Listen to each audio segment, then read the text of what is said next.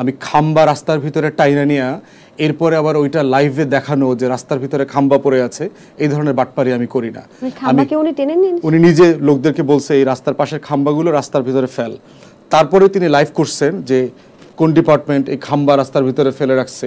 আমি বিভিন্ন সময় দেখেছি যে আমার পোস্টের নিচে মানুষ যে মন্তব্য করে ওখানে লেখা আছে যে কথা তো ভালোই বলছেন, কবে না জানি আপনি ব্যারিস্টার সুমন হয়ে যান, মানে বাটপার হয়ে যান। ব্যারিস্টার সুমন তো আসলে একটা বাটপার শব্দের মানে সিনোনিমাস।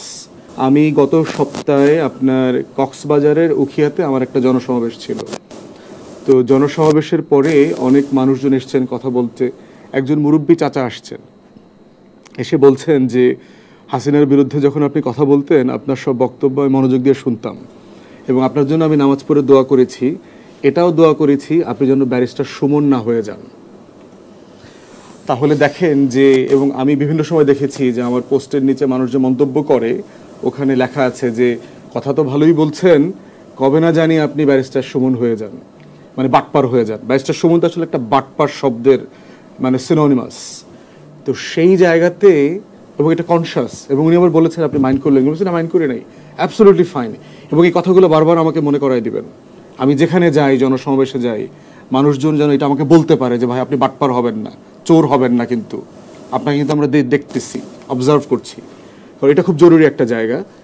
আপনি ব্যক্তিগতভাবে যদি বিচার বিশ্লেষণ করেন, পার্থক্যগত দিক থেকে ব্যারিস্টার ফুয়াদ ব্যারিস্টার সুমনের কি পার্থক্য আসলে? ব্যারিস্টার সুমন হলো বাটপার, আমি বাটপার না এখন পর্যন্ত। আমি খুব কষ্ট করে চলি এবং খুব আমার জীবনের দরিদ্রতম জীবনযাপন করছি এবং আমার সুযোগ ছিল যে ইউরোপে খুব কমফোর্টেবল লাইফ লিড করার। সেই কমফোর্টেবল লাইফ ছেড়ে আমি চলে আসছি এবং বাংলাদেশেও খুব ভালো আয় উপার্জন করবার আমার সুযোগ আছে। আমি ফেসবুক ফুয়াদ হইতে পারতাম, কিন্তু আমি ফেসবুক লাইভ করি না। যমুনা স্মার্ট রেফ্রিজারেটর, স্মার্ট লাইফে স্মার্ট রেফ্রিজারেটর। আমি খাম্বা রাস্তার ভিতরে টাইনা নিয়া এরপরে আবার ওইটা লাইভে দেখানো যে রাস্তার ভিতরে খাম্বা পড়ে আছে, এই ধরনের বাটপারি আমি করি না। উনি নিজে লোকদেরকে বলছে এই রাস্তার পাশের খাম্বাগুলো রাস্তার ভিতরে ফেল। তারপরে তিনি লাইভ করছেন যে কোন ডিপার্টমেন্ট এই খাম্বা রাস্তার ভিতরে ফেলে রাখছে, এগুলো লাইভে আসছে।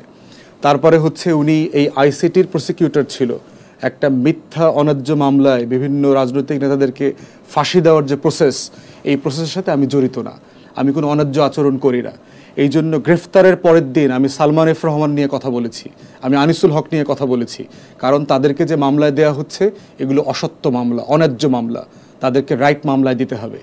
আমি প্রথম ব্যক্তি বাংলাদেশে যে হাসিনার ফ্যাসিবাদের পক্ষে যেমন ছিলাম, আন্দোলনের পক্ষে ছিলাম, ঠিক তেমনিভাবে এই সাবের হোসেন চৌধুরী, ডক্টর মান্নানের মতো আওয়ামী লীগের নেতা কিন্তু সজ্জন মানুষ, সৎ মানুষ, যাদের দুর্নীতির অভিযোগ নাই, তাদেরকে হয়রানি করার বিপক্ষে আমি কথা বলেছি। কারণ আমি ইনসাফে বিশ্বাস করি, আমি বোধ করি যেটা রাইট, রাষ্ট্রের জন্য সেটাকে রাইট করতে হবে।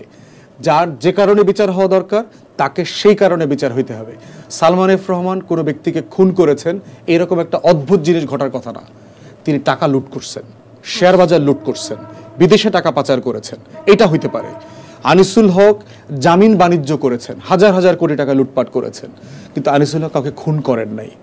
আপনি মোজাম্মেল বাবু অথবা শ্যামল দত্ত, সুভাষ সিংহর মতো বাটপার সাংবাদিককে বলতে পারেন যে সে ফ্যাসিবাদের দালালি করেছে, তাকে আপনি খুনের মামলার আসামি করতে পারেন না। সাকিব আল হাসানও কিন্তু এর সাথে, সাকিব আল হাসানের ব্যাপারে খুনের মামলা হয়েছে। সাকিব আল হাসানের 101টা জুয়ার মামলা দিতে পারবেন, শেয়ার বাজারের কেলেঙ্কারি মামলা দিতে পারবেন, সোনা চোরাচালানির মামলা দিতে পারবেন, ওর প্রচুর বাটপারি মামলা আছে। তো ওকে তো আপনার ওই বাটপারি মামলা দিতে হবে, কিন্তু সাকিব খুন করেছে, এটা একটা অন্যায্য জিনিস। তো এইটা হলো সুমনের সাথে আমার পার্থক্য আর কি। আমরা যদিও ব্যারিস্টার, আমরা একই বারের মেম্বার, কিন্তু আমরা বাটপারি রাজনীতি করি নাই, আমরা ফেক নির্বাচন করি নাই, রাতের ভোটের নির্বাচন করি নাই, ফ্যাসিবাদীদের দালালি করি নাই। আমরা গণতন্ত্রের পক্ষে ছিলাম, আমরা ন্যায্যতার পক্ষে ছিলাম, ইনসাফের পক্ষে ছিলাম, এবং এটাই আমাদের স্ট্যান্ড পয়েন্ট।